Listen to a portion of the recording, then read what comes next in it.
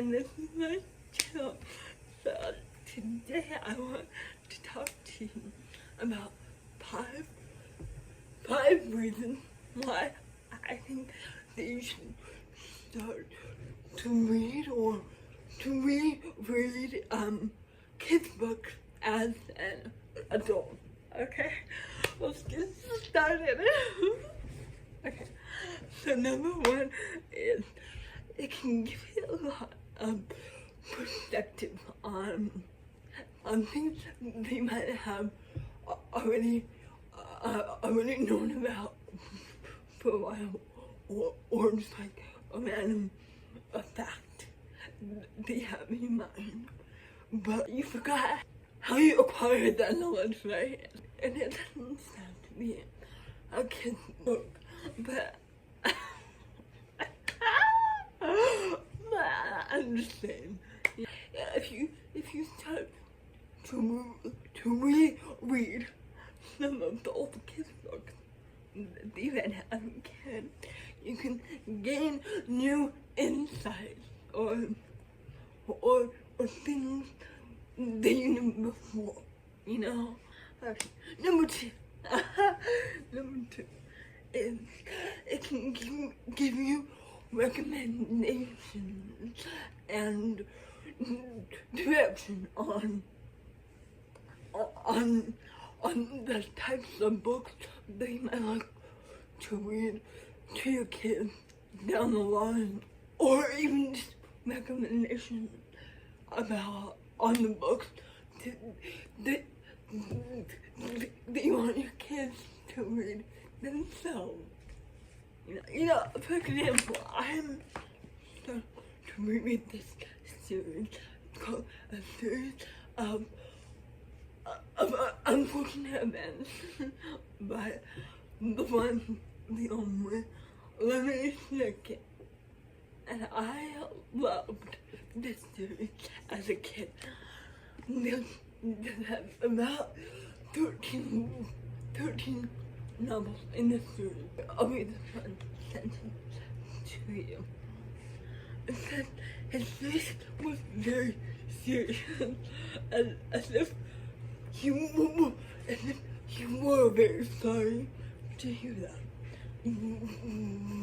But his eyes were shining and bright, the way they are when someone is telling a joke. Now, to me, that just sounds so profound. Now, I'm not sure exactly, you know, how I thought of that passage as a kid, but now, thinking back,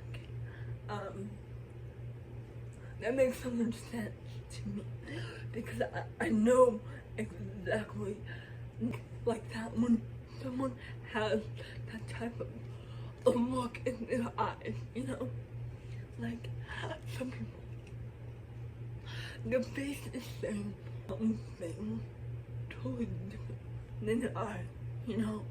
The eyes can tell a lot about people and their intention and whatnot.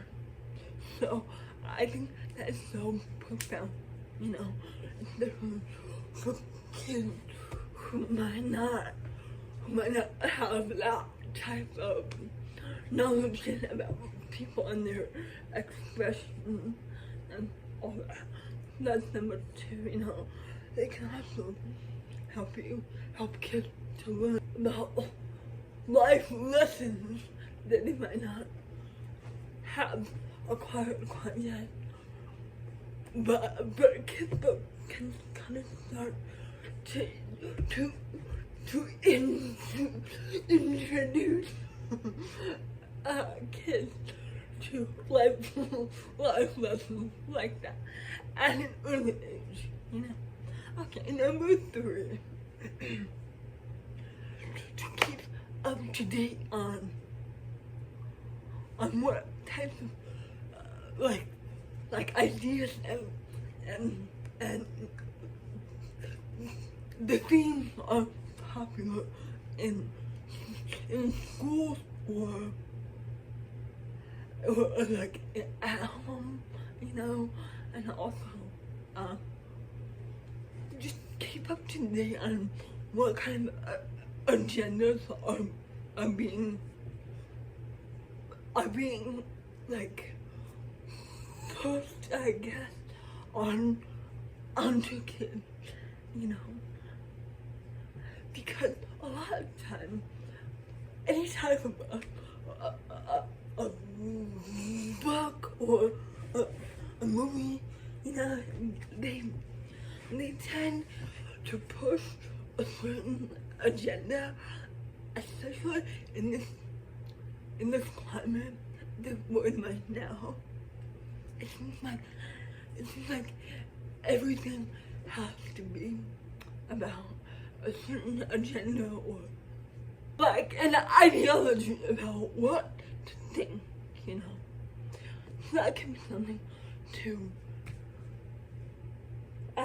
look out for, you know, because you never know what types of mindsets that are in a book or in a movie or whatever. So it's good to keep that in mind. Okay. Number 4, to entertain yourself again and to read for pleasure again. You know, because often, like, I like to read super intense and heavy topics sometimes, you know, such as this, you know, like astrophysics and all kinds of cool, interesting books, but they're not very fun or like, you know, they can be a little bit intense, you know, and it can be so amazing to sit down to read for fun, you know, and also that can help you to get in touch with your inner child, okay? That is an amazing thing to do. We should all try to get back in touch with play and with fun, you know? Because I think life is too short not to have fun. Right? Don't you agree? Okay. Number 5. It is a great excuse to read a lot more often, and it might help you to develop a great reading habit. Why not? Right? Because if we start to read some more, that will help us gain a lot more insight on anything and everything that we're interested in. It is just such a good skill and a good habit to get into, right? Okay. That's all I got today. I hope that you all enjoyed this video, and I look forward to hearing from your comments or your suggestions. Thank you. Bye-bye.